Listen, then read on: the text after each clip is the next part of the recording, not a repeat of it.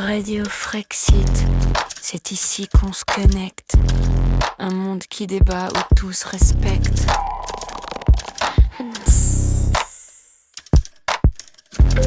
T'entends ça? Des idées qui fusent, des mots qui claquent. On décode, on débat, on s'attaque. Conférences qui ouvrent des horizons. On reprend le contrôle, on brise les illusions.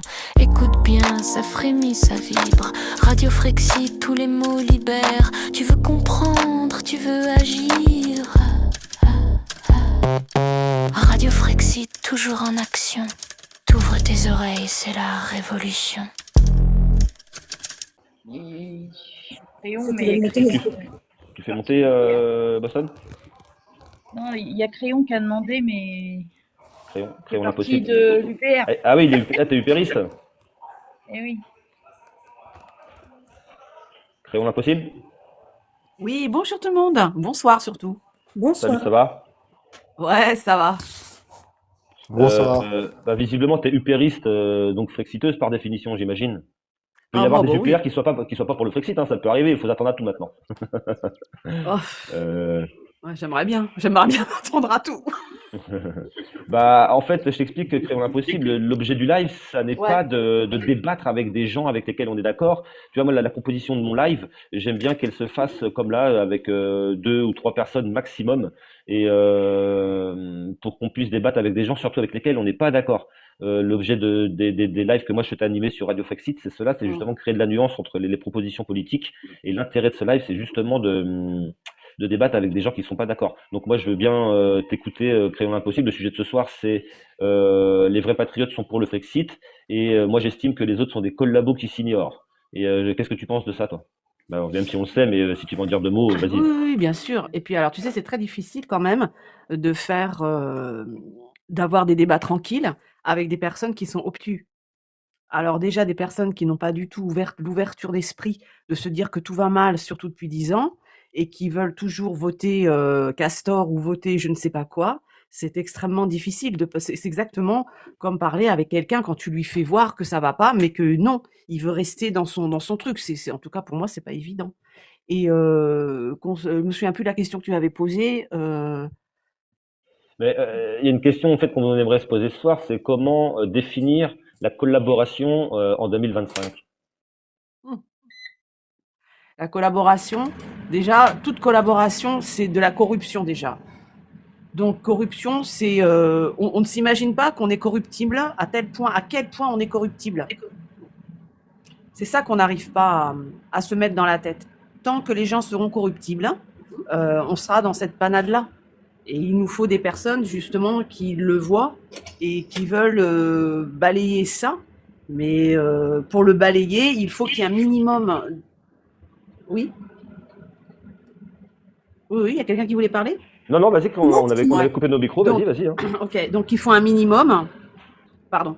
Il faut un minimum de comment dire, voir l'évasion fiscale, voir comment dire, j'essaye d'être concrète, c'est pas évident. Par exemple, les radars, on le sait depuis des années, notamment au Danemark, ils les ont enlevés parce qu'ils savaient très bien que ça c'est pas ça qui a fait baisser le taux d'accidents mortels, etc. et dans d'autres pays. Mais non, en France, on continue pour pouvoir utiliser en fin de compte l'argent de ceux qui travaillent.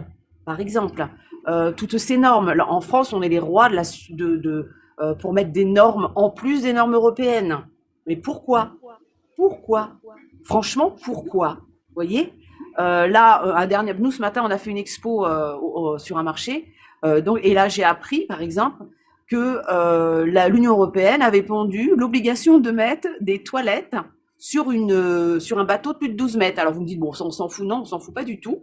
Parce que quand vous avez des ostréiculteurs qui travaillent et qui n'ont rien à foutre d'avoir des toilettes et qui ont des barques de 12 mètres pour pouvoir faire leur récolte d'huîtres et travailler, quoi, ils sont obligés de faire installer des toilettes. Donc, vous voyez, c'est tant que on n'arrive pas à comprendre, c'est la corruption. La corruption est extrême. On nous a enlevé notre dignité. Voilà. Ok. Ok, donc voilà, D'où la collaboration, tu vois. et dans le cadre de l'UE, justement, parce que c'est vraiment ça le sujet, hein, parce qu'il y a quand même un mot-clé dans l'énoncé, c'est Frexit. Et c'est la collaboration dans le cadre de l'UE. Attends, je vais faire un petit rappel pour le coup, comme ça on va bien comprendre de quoi je veux parler. Comme ça, Ouais. ça va être clair. D'accord? Hop là, j'agrandis mon image. Hop là, voilà. Là, c'est tout un tas de petits documents. Il y en a pour 120 euros. Ça coûte 120 euros. Hein, je ne sais plus sur quel site je suis. Ça coûte 120 euros, cette petite collection-là. Et dans cette collection, c'est ce qu'on appelle, en fait, c'est des conférences qu'on fait le groupe collaboration. D'accord? Donc, j'ai pas inventé le mot. Hein. Et là, regardez, il y a une jolie affiche qui est l'avènement d'une nouvelle Europe dans le cadre d'un nouvel ordre mondial. Je la trouve magnifique, cette petite. C'est précieux, ça. Ouais. Voilà, donc Ça date de quand? ça, c'est une conférence qui a eu lieu en octobre 1941. Je ne sais pas si on voit bien, voilà. Octobre 1941, d'accord? Ouais. Donc, je vais vous expliquer vraiment ce que c'est que la collaboration, en réalité, enfin, de mon point de vue, en tout cas. Là, donc, toujours pareil, le groupe collaboration, une conférence par Henri Leclerc. Donc, ça, c'était dans les années 40 aussi. Et l'intitulé de cette conférence, c'était Vers une économie européenne, d'accord? Et j'ai quelques petites photos de l'intérieur de ce bouquin, par exemple ici. Donc là, c'est bien la conférence d'Henri Leclerc, hein, en 1941, la collaboration vers une économie européenne. Donc oui, j'ai compris. Oui. On est ici, Oui, j'ai d'accord, vers compris. une économie européenne, Henri Leclerc. Hop là. D'accord. C'est pas ça. Non, c'est pas ça. Excusez-moi. Hop là, c'est ça. Voilà. Et à l'intérieur de ce bouquin, donc, on y trouve par exemple une autre forme de collaboration, le tourisme. Ouais, j'ai compris. Hop là. Passons à un autre aspect de la collaboration, le tourisme. N'oublions pas qu'une des formes les plus fructueuses de l'activité nationale, c'est le tourisme étranger en France. Donc là, il parle de tourisme, par exemple. Dans une Europe apaisée et organisée, il ne fait aucun doute que la France recevra d'innombrables visites, non seulement des pays partenaires de l'organisation continentale, mais aussi d'Amérique du Sud. Enfin, voilà, il parle d'Amérique du Sud. Et enfin, parce que ses habitants auront toujours besoin de fuir le brouillard, l'Angleterre. C'est vachement gentil. L'essor de notre agriculture. Résultat, donc là on parle de tourisme, là on parle d'agriculture, mais c'est évident dans le domaine agricole que la France fera le principal de son apport de la communauté économique européenne. 1941, on parle déjà de CEE, la communauté économique européenne avec l'agriculture. Là, ça c'est très joli aussi, regardez. La collaboration, c'est la fin du chômage. Rappelez-vous, quand il nous disait que l'Union européenne, ça allait être moins de chômage et plein de machins, plein de beaux trucs.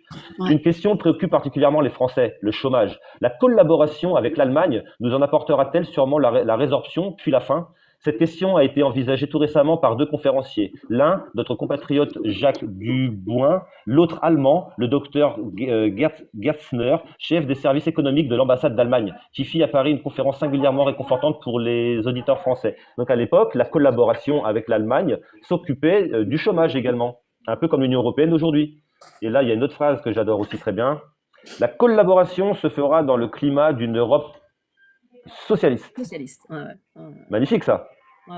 Monsieur Gerstner, donc le docteur de tout à l'heure, ne s'inquiète évidemment que fort peu du financement de ses travaux. L'expérience NZ lui a montré que ce problème est toujours soluble dans une économie socialiste. Car, déclara-t-il, l'économie de l'Europe de demain sera socialiste. Il est certain que le changement de statut de la monnaie, la substitution d'une sorte d'étalon travail et l'étalon or qui fera de la monnaie un simple bon de consommation facilitera beaucoup l'éclosion de cette économie socialiste.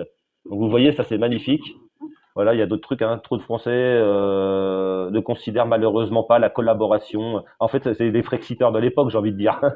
Trop de Français ne considèrent malheureusement pas la collaboration en partant de telles prémices. Ils se réfèrent à des principes périmés et leurs aspirations vont le plus souvent vers l'impossible résurrection du passé. Bah oui, forcément, pour ceux qui ne veulent pas collaborer, on est des vieux arriérés, quoi. C'est ce qu'on nous rétorque souvent. Exactement. Et donc on est des vieux arriérés qui n'ont rien compris, quoi. Et là, c'est beau aussi, donc à la page 72 de cette conférence, il y a écrit mais voici que contre toute attente, les vainqueurs clairvoyants, donc les Allemands, affirment sa volonté d'associer dans la construction de l'Europe unie les peuples que ces armes ont dominés. Ah, elle est bonne celle-là.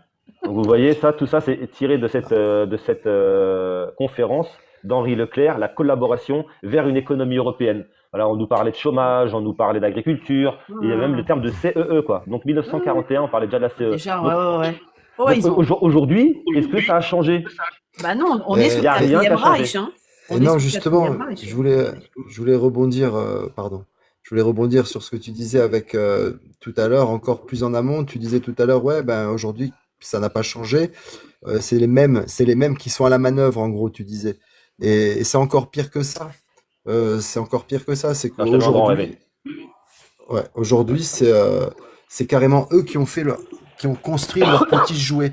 Si on voit sur ce schéma, on voit bien qu'en 14-18, donc le cartel Bayer BASF Hoechst, première tentative en 14-18 du cartel du pétrole et des médicaments de conquérir le monde. En 14, avec ces trois compagnies qui contrôlaient plus de 1000 brevets, ce qui constituait de loin le plus grand nombre de brevets au monde contrôlés par un groupe industriel à cette époque. Ils étaient venus voir le chef et il leur avait dit, écoutez, nous, avec notre technologie, on peut vous faire un nombre de munitions et de bombes à l'infini.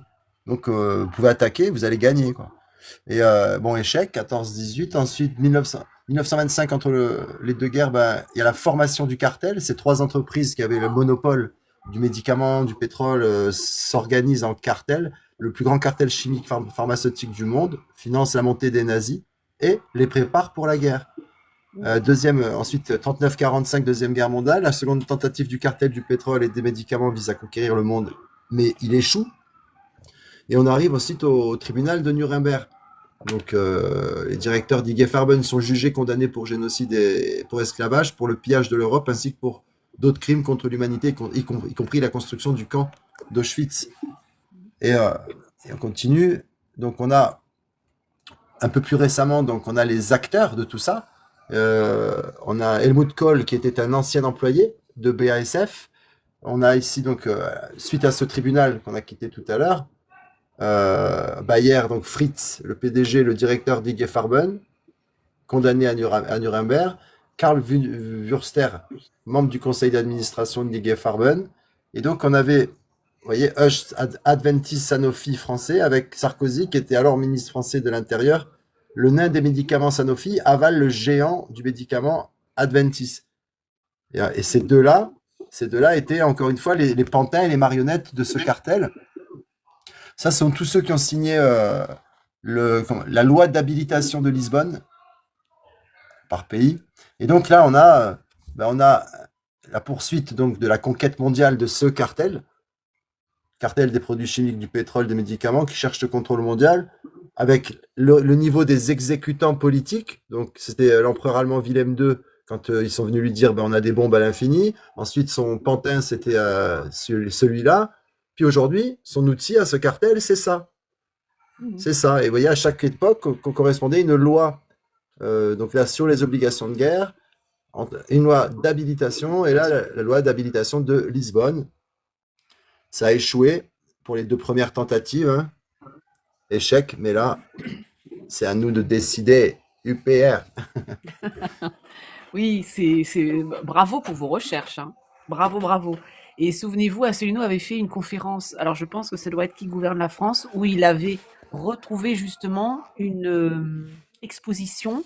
Ça devait être au Petit Palais ou au Grand Palais, et je crois que c'était en 42, mais je pense, par rapport à ce que vous dites, ça devait être en 41, où il parlait justement de la construction européenne, au travers de, soi-disant, une collaboration. Ça veut dire qu'ils nous emboucanent la tête à nous dire, voilà, on va collaborer ensemble pour pouvoir faire du tourisme, pour partager l'agriculture, partager nos connaissances. Mais ça, c'est du baume pour qu'on accède et que nous endormir, en fait. Quand on voit les résultats concrets actuellement, c'est vraiment fait pour nous endormir et que l'on dise, OK, on va le faire. Tu vois? Moi, je vois ça comme ça. Hein. Est-ce que tu parles de la collaboration? Là, en fin de compte, ils utilisent le mot collaboration que la France, en fin de compte, a redéfini au travers d'une collaboration où on utilise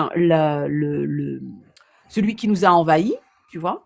Donc nous, on a une autre idée du mot collaboration, mais eux, ils utilisaient le mot collaboration pour emboucaner les gens à réaliser quelque chose de grandiose, en étant tous ensemble, à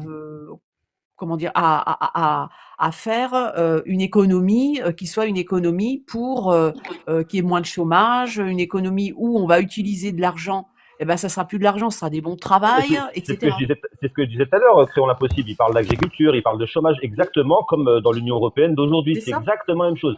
Donc c'est là, tout à l'heure, ça. vous voyez, je vous montrais ça. Donc là, c'est des conférences du groupe. Allez vous renseigner pour ceux que ça vous intéresse. Le groupe Collaboration. Allez voir qui compose ce groupe-là entre 1940 et 1945. Et le projet de ces gens-là, c'était donc de faire une nouvelle Europe dans le cadre d'un nouvel ordre mondial. Hein. Je C'est ça. répète, c'est une conférence de 1941. Et là, j'ai un autre truc qui est très intéressant aussi. Là, je suis sur le site de l'Élysée. Donc, je suis pas sur un site complotiste, hein, on est d'accord. Et là, je suis sur le verbatim, la déclaration de Monsieur Nicolas Sarkozy, président de la République, sur la refondation d'un nouvel ordre mondial à New York le 23 septembre 2009. Et là, c'est tout le verbatim. Là, c'est tout le verbatim de son texte, en fait. Là où, vous savez, où il dit, oui, on ira vers ce nouvel ordre mondial et rien ne pourra nous arrêter. Vous voyez ce que je veux dire? On Ouais. posait les bases, voilà, là, d'un nouvel ordre politique, économique, monétaire, mondial. Voilà. Mais Donc ça, c'est tout vous, le ouais, mais vous verbatim. voyez ça, ça s'adresse à des gens qui cherchent, qui se posent des questions et qui ont aussi l'ouverture d'esprit de trouver des informations. Il n'y a pas que Asselineau, il y en a plein d'autres, hein, au Mm. travers d'autres thèmes ou d'autres approches de ce que nous sommes en train de parler. Mais beaucoup de gens ne veulent pas voir ça. Vous leur mettez ça sur le nez, ils vont dire mais qu'est-ce qu'on s'en fout, c'est en 40. Ils veulent surtout pas faire le lien intellectuel entre ce qui a été fomenté, c'est-à-dire la vraie stratégie de départ.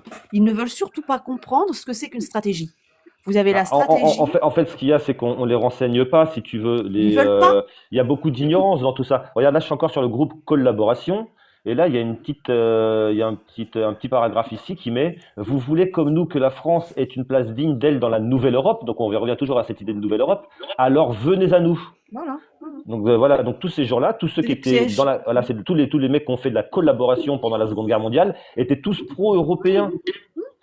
Oui, très bien. Donc Bah, bien sûr. ils faisaient la construction de l'Europe. Oui, oui, je Voilà. comprends où tu veux en Et venir. Ça veut dire que eux, ils se sentaient pas du tout dans un esprit, comment dire, où on mettait à bas la nation France.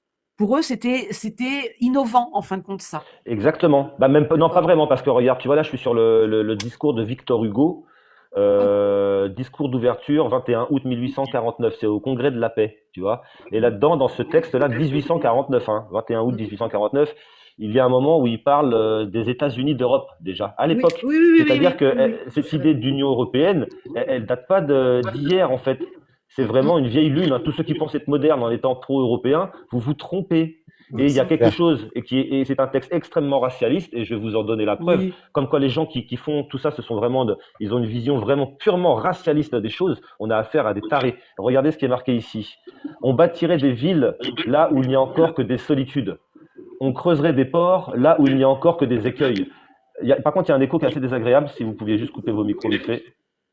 Merci beaucoup. Voilà, c'est plus sympa. L'Asie serait rendue à la civilisation, l'Afrique serait rendue à l'homme. Donc, dans l'esprit de Monsieur Victor Hugo en 1849, l'Asie n'a pas de civilisation puisque apparemment faut lui rendre. Et surtout, l'Afrique ne sont pas des hommes. Non, ouais, bah Donc ouais. voilà le discours racialiste de ces gens-là. Mhm. Et tout ça, ça a germé dans l'idée de tarés, voilà, qui ont collaboré pendant la Seconde Guerre mondiale et qui sont encore à l'œuvre aujourd'hui. Oui. Oui, C'est mais ils se toujours les rendent pas mêmes. compte. Ils ne se rendent pas compte qu'ils sont à l'œuvre de gens, on va dire des gens méchants qui, en fin de compte, regardent ça d'un point de vue long terme. Et quand je dis long terme, c'est des dizaines d'années. C'est-à-dire qu'ils ont leur progéniture, qu'elle soit de leur progéniture de sang ou leur progéniture proche ou de gens qui adhèrent à leurs propositions. Et ils gardent toujours la ligne au travers des changements comment dire, moderne, mais c'est toujours ça. C'est le transhumanisme, c'est l'eugénisme, c'est faire ce qu'ils veulent en fait pour qu'on soit toujours asservi. Sayed, tu veux rebondir un peu? Ça fait longtemps qu'on t'a pas entendu. Ben, j'allais rebondir sur ça justement, c'est-à-dire que l'idée de l'Europe unie, hein, parce que je peux le dire comme ça, c'est pas quelque chose de nouveau en fait, hein, c'est quelque chose d'assez ancien. Je veux dire même à l'époque romaine, ils Oui. s'étaient rassemblés et tout. Je veux dire, il y a rien de nouveau, c'est-à-dire que comme je disais, en fait Voilà, l'histoire c'est c'est ça. mais comme on dit, l'avenir est un long passé parce que c'est vrai, on C'est refait vrai. exactement la même chose en espérant, enfin en se disant qu'on est meilleur que les autres, qu'on arrivera mieux que les autres. C'est ça en fait qui se passe. Et le problème c'est que la fin est prévisible parce que finalement ça n'a pas fonctionné une fois, ça fonctionnera pas une deuxième fois. On peut toujours essayer tout, hein. Je veux dire, même rendre les gens esclaves et stupides. C'est pas pour autant que ça sera tous les gens qui seront esclaves et stupides. C'est juste que ça prendra plus de temps, c'est tout. Mais le résultat sera exactement le même. C'est pour ça que, c'est vrai que c'est important de renseigner les gens et de leur faire comprendre aussi, de leur montrer qu'historiquement, c'est pas quelque chose de nouveau et que ça continuera encore si les gens ne réagissent pas, c'est tout. C'est clair. Et ça prendra plus de temps pour eux de s'en libérer, c'est tout.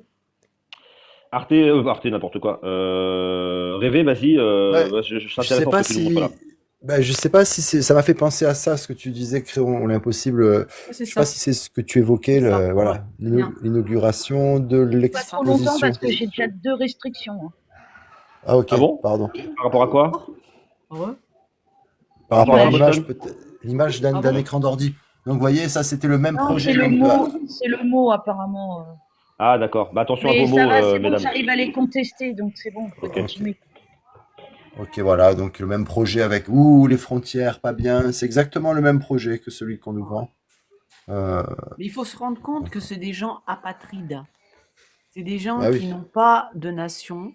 Ils s'en fichent. Moi, j'avais lu le bouquin de Annie Lacroix-Riz concernant justement l'élaboration par rapport à l'entre-deux-guerres, où il y avait les Allemands ont toujours été très forts en chimie, mais pas la France. Donc, il fallait faire un échange au travers de comment dire de technologie, quoi. Et donc, les Français avaient besoin de cette technologie chimique, n'importe quoi. Hein, j'essaye d'être assez pas exhaustif, justement, d'être plus large. Je vais pas dire global parce que sinon c'est pas bon. Et donc en fin de compte, les intérêts financiers, qu'ils soient français, donc des banquiers français, banquiers, comment ça s'appelle, anglais, suisses, tout ce que vous voulez, et c'est elle qui a mis en exergue je sais pas si vous savez, la synarchie. Je sais pas si vous connaissez la synarchie. Donc la synarchie, c'est comme, c'est ce que vous disiez tout à l'heure au niveau du cartel. Ah oui, Il a d'accord. un nom, c'est la synarchie. Et donc, vous avez plein de gens qui ont le programme qu'on est en train de découvrir, grâce d'ailleurs aussi à l'Internet et à l'intelligence de chacun, pour faire l'eugénisme, pour faire l'homme nouveau, l'homme nomade, comme l'autre il dit, etc. Ouais, Tu vois? complètement. Et donc là, tu vois aussi rêver, ça c'était une carte postale qui était en vente à ce que tu montrais là, comment ça s'appelle, l'exposition européenne, là, tu vois. Ouais. Et donc ça date, c'est à l'exposition, c'est la deuxième Ah, exposition en 1942. Ils ont les deux. fêté le 12e siècle d'anniversaire de Charlemagne. Et il y a un petit texte en bas là qui est sympa. L'Empire européen de Charlemagne. 12 siècles avant que s'esquisse aujourd'hui la communauté européenne, hein, Charlemagne avait réussi en son sceptre avait réuni, pardon, sous son sceptre les principaux pays de l'Europe. Son empire n'était ni allemand ni français. Il était européen. Après sa mort, ce premier essai d'Union européenne, était détruit. Et durant près de 1000 ans, les nationalismes s'entrechoquèrent dans un esprit de rivalité. Alors là, c'est marrant parce qu'on a des NZ qui luttent contre le nationalisme. Je trouve ça énorme. Ouais, c'est du n'importe quoi ce qu'ils disent. C'est Donc vraiment voilà. l'emboucanage. Et puis on a C'est tous du les termes n'importe quoi. on a tous les termes qu'on retrouve aujourd'hui, hein. Oui, je suis Après d'accord. sa mort, ce premier essai d'Union européenne. Donc dans l'esprit de ces gens-là, C'est en fait, n'importe quoi. eux, ils proposent uniquement ce qu'avait proposé Charlemagne en son temps. Il y a rien de méchant en fait pour eux, tu vois. C'est ça. Et ils sont Exactement. complètement dingues. Enfin Mais aujourd'hui, ça, voilà. vous savez, je trouve que c'est intéressant ce que vous dites. Mais alors déjà, Asselineau, il perd la plupart des gens quand il va loin dans les choses. Mais quand vous faites ça, c'est super. Moi, j'adore ce que vous faites, parce que j'adore l'histoire déjà. Mais vous savez, tu vois, quand on fait nos expos, alors nos expos, ça veut dire qu'on est sur un marché, et puis bon on a notre banderole Frexit, tout ça, et on discute avec des gens. Et aujourd'hui, ça a été très sympa, surtout en fin de marché. On a rencontré des gens vraiment chouettes, qui étaient vraiment de vrais résistants. Mais les gens n'écoutent pas, les gens ne veulent pas creuser. Il y a Non, ils veulent ça leur pas. demande Donc de l'effort. ça, c'est Et une c'est autre affiche. Donc ça, c'est des affiches de propagande du régime de Vichy de 1941 et 42. La France européenne. Et là, quand on voilà. zoome ici, il y a marqué construire l'Europe. Voilà. Et vous avez trouvé ça Construction sur de l'Europe. Internet? Ben oui, bien sûr. Super. Tu trouves ça sur Internet. Tout est là en fait. Tout est sous nos yeux. Il y a pas de, Il n'y a pas de complot. Oui, il n'y a Hein. pas de censure. Ouais. Non, non, tout est là. Tout ça, c'est en source ouverte. Hein. Et encore, je pourrais même te faire voir des photos, elles vont être censurées sur TikTok. Ah bon? Attends, bien sûr. Bah, j'y vais parcimonieusement sur TikTok. Je l'utilise. Alors, j'ai pas envie de le faire voir, mais j'ai des trucs, des images de propagande. Je pense que TikTok va nous censurer. Ou par Ah ouais? exemple, ouais, je vais vous décrire la photo. Je vais pas la montrer, Ouais. je vais la décrire. En fait, D'accord. c'est une rangée de soldats double S, on va dire. Hein, donc, je vais pas dire Ouais. le double S. D'accord. Une rangée de soldats et il y a marqué avec tes camarades européens sous le signe double S, tu vaincras. D'accord. Avec tes camarades européens. Donc c'est pas avec tes camarades allemands ou je ne sais quoi, Ouais, non. ouais. C'est avec tes camarades européens. Et là, j'ai une autre photo, en fait, où il y a marqué la Waffen, la WS, combat pour l'Europe. Image de propagande Ah aussi. ouais. Donc Ah, tout c'est est là. fou. Donc ils avaient un Ah. projet européen qui est le même qu'aujourd'hui, en fait. Ça n'est que la continuité. Et je rappelle que celui qui a signé le traité de Rome, c'est Walter Einstein. Walter Einstein, dont voici la carte du. On se demande si c'est pas la carte du NSDAP, justement. Voilà le numéro de référence de sa carte. Et c'est lui qui a signé le traité de Rome. Un juriste allemand des années 40. Ouais. Donc voilà, moi je relance un appel à ceux qui veulent débattre. Ceux qui Et sont là celle-là, depuis. vous la connaissiez? Vas-y, Cette agrandis-toi. petite. Alors, je sais pas si si c'est bien cadré. Ah non, ouais. Non, c'est vrai. Alors, attendez. Ça, c'est France une carte. européenne en 1942. Attends, ça, c'est une carte 16h30. de. Ouais, Non, c'est précis. Donc là, c'était une carte postale. C'est quand c'est ce qui m'a fait penser à ça, à cet objet historique. Donc de 1942 pour la Pâques, voyez. Et donc on a notre mère l'Europe avec tous les gentils petits poussins et un vilain petit Ouais. poussin, Ouais. un vilain Oh petit là. poussin. Oh, et waouh. Et parmi, il y a deux hésitants. Il y a deux petits poussins hésitants là. Et puis hop, on a le gentil petit poussin. Vous avez vu, hop. Mais attends, C'est justement, dingue. tu me. Attends, parce que justement, j'ai une image de l'époque. Alors attends, faudrait que je la retrouve. Où est-ce qu'elle va être celle-là? Vous voyez là ou pas quand je faisais, ouais. Vous le Ouais, voyez ouais, bien l'image? sûr. Ouais, ouais, on voyait, ouais. C'est extraordinaire, ça. C'est dingue, hein? Ah ouais. Et j'aime bien l'autre à Le, droite. le vilain. Avec. Et même vous avez mis extraordinaire, ce truc. Avec la boîte. Avec le Ah drapeau. ouais, ouais. On le dit pas parce que- Américano-sioniste. Américano-sioniste, on peut le C'est dire. ça. Mais ça montre bien, ça démontre bien une chose, c'est que les procédés ont toujours été les mêmes, avec les mêmes illusions, pour au final le même résultat. C'est-à-dire que on n'est pas sur quelque chose qui est pour le bien du peuple, puisque on voit bien que les Allemands pas très gentils, je sais pas comment le dire autrement, Tiens, regarde, pour rebondir sur ce que ils veulent tu disais. l'imposer. Vas-y, Ils veulent ça y est. l'imposer. Pardon, non, mais j'ai terminé, je te laisse parler. Hop là. Donc là, regardez. Mince, on voit pas mon image. Ah si, voilà, c'est bon. Là, il y a marqué échec. Alors attendez, il faudrait que. Comment je pourrais le. Attendez, je vais faire attention à ce que je fais voir parce que voilà. En fait, en gros, il y avait marqué devant échec à l'ennemi de l'Europe. L'Allemagne, puissance aérienne, aux prises avec l'Angleterre, puissance maritime. En fait, les ennemis de l'Europe, pour eux, ça rebondit sur l'image que vient de faire voir rêver. Pour eux, l'ennemi de l'Europe, c'est les Anglais. Et là, en fait, on voit un Stuka allemand lancer une bombe sur un bateau anglais. Parce que pour eux, l'ennemi de l'Europe, c'était les Anglais, en fait. L'Allemagne puissance aux prises avec l'Angleterre puissance maritime. Donc pour eux, l'ennemi de l'Europe, c'était les Anglais. Donc ça rebondit sur ce que tu viens de dire. Et on en revient à la notion de collabo qui est toujours à envisager en fonction de l'ennemi. Il y avait propagande allemande 1941 en France. Ouais. Donc voilà dans quel monde et c'est toujours la même chose aujourd'hui. Hein. Oui. Pourquoi on parle de ça? C'est pas pour s'amuser et pour dire voilà ce qu'on a trouvé, non. C'est parce que tout ça s'inscrit dans un contexte historique qui est encore le même aujourd'hui. Donc ceux qui veulent débattre de ça, hein, je relance encore un appel, montez et venez parler de ça. Si vous n'êtes pas d'accord, si vous pensez qu'on délire, si vous pensez qu'on fait des liens douteux entre les choses, montez.